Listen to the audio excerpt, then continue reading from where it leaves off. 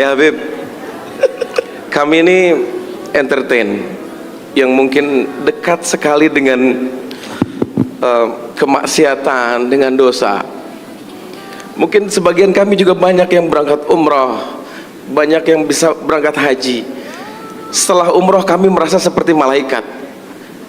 Tapi seminggu, 2 minggu, sebulan, 3 bulan setelah itu rasanya malaikat itu hilang sama sekali ya Habib. Terus bagaimana kami untuk memanage iman kami supaya iman kami ini kalaupun berkurang jangan berkurang banget gitu ya Habib. Bagaimana cara memanage? Karena satu sisi dengan datangnya Habib datang ke sini, ini wallahu rabbul ka'bah ya Habib, ini menambah kecintaan kami sama Rasulullah kepada Habib, ini menambah kecintaan kami sama Rasulullah. Berikan kami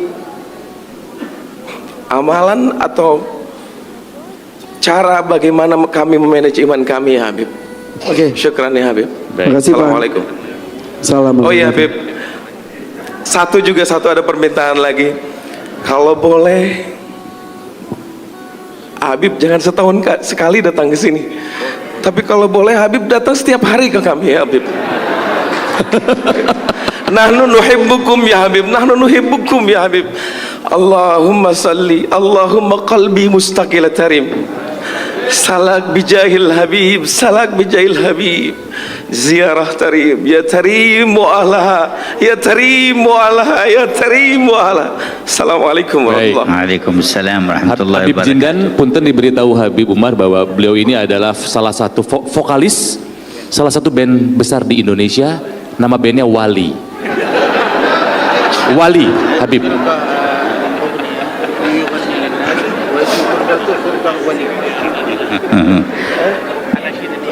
Barakallahu fika wa fi waladik.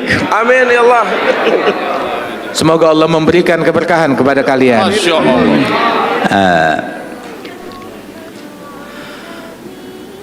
ما ذكرتموه فإن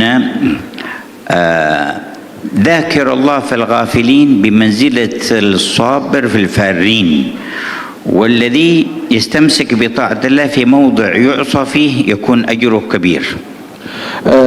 Apa yang engkau sebutkan itu disebutkan oleh Rasul Shallallahu Alaihi Wasallam tentang fadilahnya orang yang ingat kepada Allah di tengah khalayak yang lupa kepada Allah Ta'ala. Maka orang yang ingat dan berzikir kepada Allah di tengah khalayak tersebut itu ibaratnya bagaikan orang yang tetap teguh berjihad di jalan Allah di tengah orang-orang yang kabur melarikan diri daripada perjuangan dan jihad tersebut.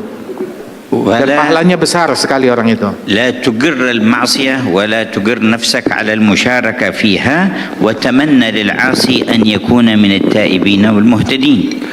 Kita jangan pernah menyetujui suatu kemaksiatan dan jangan pernah ridha akan suatu kemaksiatan pada diri kita ataupun pada orang lain. Akan tetapi juga sebisa mungkin kita membimbing orang lain, merangkul orang lain untuk lebih dekat kepada Allah Subhanahu wa taala dan menempuh jalan hidayat dan tertarik kepada kebaikan. ومهما رجوت أن ينتفع بك أحد أو تكف بعض الشر أو تقرب أحدا إلى الخير فنوي هذه النية لتحصل لك الدعوة إلى الله.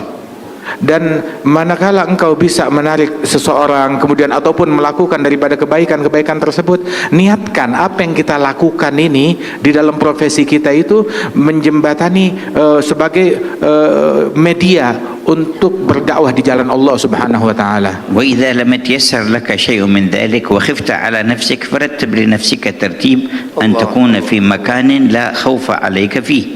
Apabila kita dalam posisi kita bisa melakukan itu, keberadaan kita di tengah-tengah mereka bisa menjadi dakwah, mengajak orang untuk menjadi lebih baik, maka alhamdulillah. Tapi kalau tidak bisa, malah kita terbawa menjadi insan yang lebih buruk, maka hendaknya kita menghindari daripada situasi-situasi yang demikian. أما التوبة إلى الله فلا تبخل بها عن نفسك ولا تتقاعس عنها ولا تتكاسل، فإنه ما مراد عدوك منك في إيقاعك في المعصية إلا بعدك عن الله تبارك وتعالى، وما مراد الله من فتح باب التوبة إلا خذل العدو وتقريبك إليه. فكما أنك عدت إلى الذنب فعد إلى التوبة ولا تكسل عن ذلك واستمر فإذا علم الله فيك الصدق جاء وقت يحول بينك فيه وبين المعاصي ويوفقك للثبات.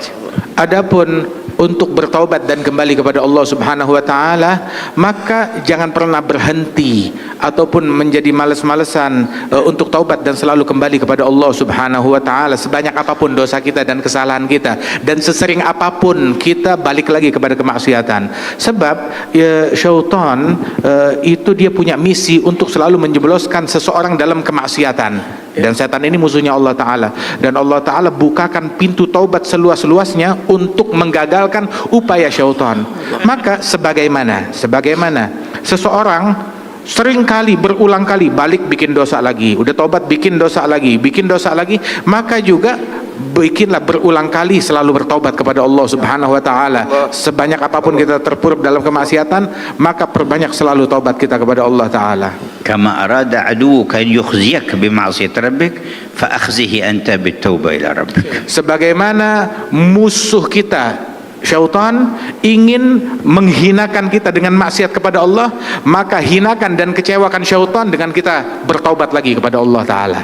ولما جاء بعض السفهاء فسب صالحا من الصالحين فقال له هذا صالح لأغيظن من أمرك بسبي أنت في حل وأنت مسامح وغفر الله لك. قال أنا الآن أغضت الذي أمرك بسبي وهو الشيطان. Ketika seseorang mencaci maki seorang soleh dengan cacian yang sangat provokatif, maka orang yang soleh tersebut yang dicaci maki, dia berkata kepada si pencaci itu, sungguh saya akan membuat kesal dalang yang memprovokasi engkau untuk mencaci saya. Dengan apa membuat kesalnya? Yang dalang yang membuat engkau kesal, yang membuat engkau mencaci saya adalah syaitan, dan saya akan mengecewakan dia dengan saya memaafkan engkau, dan saya bersihkan hati saya terhadap engkau, tetap saya cinta kepada kamu, sehingga syaitan kecewa dan gagal upayanya. ويعينك على تطهير قلبك وعلى سرعة النور إليك أن تقرأ اسم الجلالة اسم ربك الله الله الله بمد اللام وسكون الهاء 66 مرة كل ليلة. Dan sungguh di antara hal yang membantu kita untuk istiqamah, membersihkan hati kita dari keinginan kepada selain Allah Ta'ala dan kecenderungan untuk menyimpang dari jalan Allah Ta'ala, itu yang bisa membantu kita itu adalah dengan kita banyak berzikir Allah, Allah, Allah. Itu yang mengikis segala kecenderungan kepada selain Allah dari hati kita. Kalau perlu kita ulang-ulang sebanyak 66 kali. وتقرأ 7 مرات من سورة الناس في الصباح وفي المساء. Dan memperbanyak membaca surat An-Nas. Kita baca surat An-Nas marah wahidah. 7 مرات. Membaca surat An-Nas sebanyak 7 kali di pagi hari dan 7 kali di sore hari, membaca surat An-Nas. وبعد كل صلاة آية الكرسي مرة واحدة. Dan yang membantu istiqamah kita pun juga mensucikan hati, setiap habis sholat 5 waktu baca ayat kursi 1 kali.